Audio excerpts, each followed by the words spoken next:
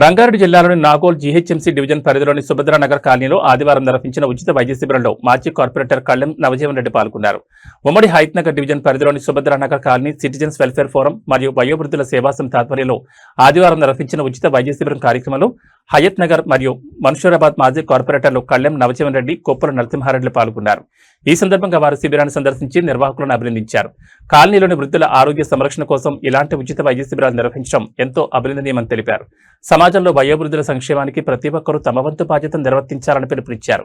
అనంతరం శిబిరానికి విచ్చేసిన వృద్ధులతో ఆప్యాయంగా మాట్లాడి వారి ఆరోగ్య పరిస్థితులను తెలుసుకుని వైద్య సేవలు అందించిన వైద్య బృందానికి మరియు కార్యక్రమాన్ని విజయవంతం చేసిన నిర్వాహకులకు ప్రత్యేక అభినందనలు తెలియజేశారు.